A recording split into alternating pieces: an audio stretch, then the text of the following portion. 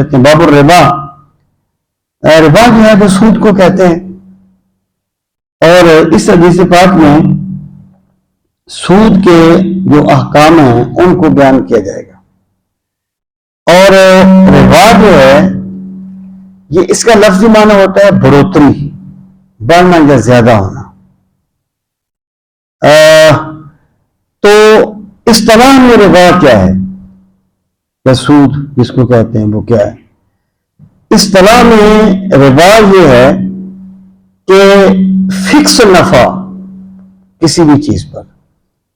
یہ بات میں نے آپ کو پہلے بھی بتائی ہوگی کہ مالی معاملات کی 3 صورتیں ہوتی ہیں. ایک صورت یہ ہے کہ یہاں پر نفع بھی ممکن ہے، نقصان بھی ممکن ہے، نفع تھوڑا بھی ہو سکتا ہے، زیادہ بھی ہو سکتا ہے، وہ تجارت ہے. ایک یہ ہے کہ یا ایک بندے کے تھوڑے پیسے چلے جائیں گے یا اسے بہت زیادہ مل جائیں گے. جیسے ایک بندہ جو ہے وہ 100 روپے کی لاٹری خرید لیتا ہے، اگر نکل گئی تو ٹھیک ہے، ممکن ہے اس کے لاکھوں نکلا ہے، نہ نکلی تو 50-100 گئے. یہاں یا تھوڑے چلے جائیں یا بہت زیادہ آ جائیں، وہ جوا ہے. اور تیسری چیز ہے، تیسرا معاملہ یہ ہے کہ یہاں بندے کا پرافٹ یقینی ہو، صرف یقینی ہونا کافی نہیں، فکس ہو. یہاں بھی پرافٹ فکس ہو جائے گا، اس کو سود کہا جائے گا.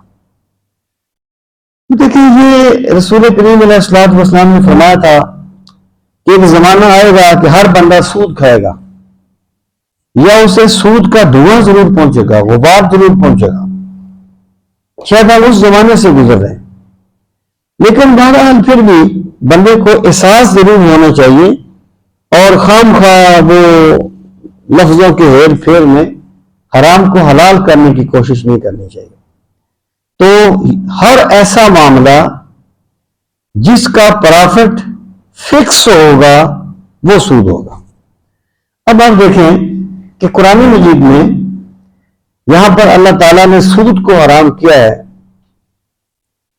احل اللہ البیع وحرم الربا، وہاں پر ربا کا جو لفظ ہے، ربا کا لفظ بے کے بعد الف سے بھی آ سکتا ہے جیسے یہاں پر ہے، لیکن وہاں پر بے کے بعد واو ہے، اور واو جو ہے وہ جمع کی علامت ہوتی ہے. واو جمع کی علامت ہوتی ہے. اس کا مطلب یہ ہے کہ ہر قسم کا سود جو ہے اس کو اللہ نے حرام کر دیا ہے. وہ سود انفرادی ہو، وہ اجتماعی ہو، وہ ضرورت کے لیے ہو، اور وہ تجارتی ہو. یعنی اگر جو لوگ یہ کہتے ہیں کہ یہ تجارتی سود جو ہے اس کو یہ حرام نہیں ہے، اس کا یہ حکم نہیں ہے، وہ تو تجارت کر رہا ہے. بھائی جب وہ آیت آئی تھی تو قبیلے تجارت ہی کرتے تھے سودی پیسوں پر، اس کو ہی حرام کیا گیا تھا بیسیکلی.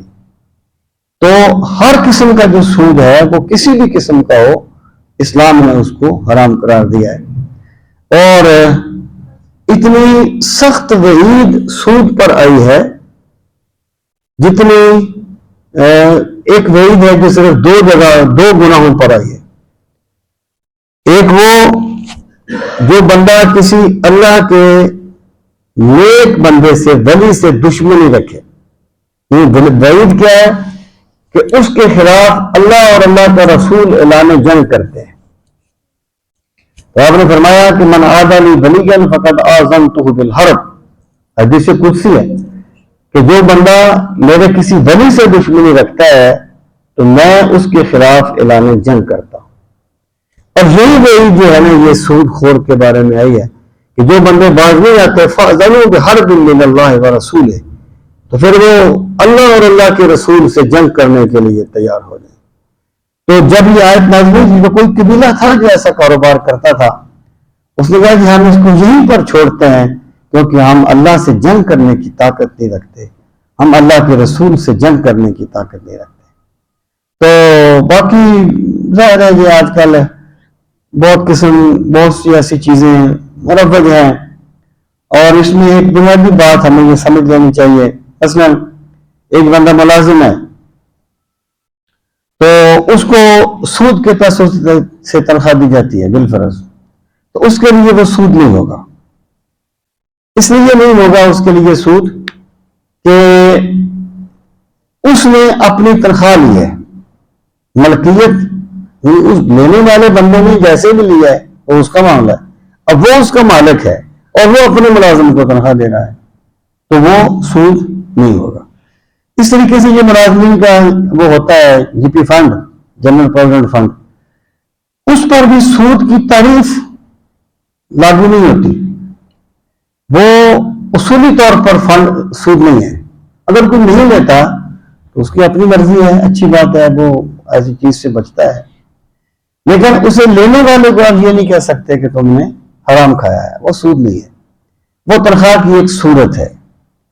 وہ اس طریقے سے ہے جیسے آپ نے ایک ملازم رکھا ہے, آپ نے اسے کہا کہ بھی میں آپ کو, میں مثال دے رہا ہوں, 50,000 روپیہ دوں گا اور 1,000 روپیہ میں کاٹوں گا. جب آپ 30 سال کے بعد ریٹائر ہوں گے تو وہ جو میں نے 30,000 کاٹا ہوگا وہ میں 90,000 کر کے آپ کو واپس کروں گا. تو یہ اس کی تنخواہ کی ایک صورت ہے, یہ سود نہیں ہے. نہ تو سود پرافٹ کہنے سے جائز ہو جاتا ہے اور نہ پرافٹ سود کہنے سے حرام ہو جاتا ہے. تو اس لیے ان چیزوں کو ہمیں سمجھ لینا چاہیے. ہاں اگر کوئی بندہ جو ہے وہ یعنی اس سے بھی بچتا ہے تو بہت اچھا کرتا ہے, لیکن اسے کسی طرح کا فتویٰ نہیں لگانا چاہیے. یہ پھر شروع کریں گے. اللہ تعالیٰ ہم سب کو دین کا فہم صحیح نصیب فرمائے.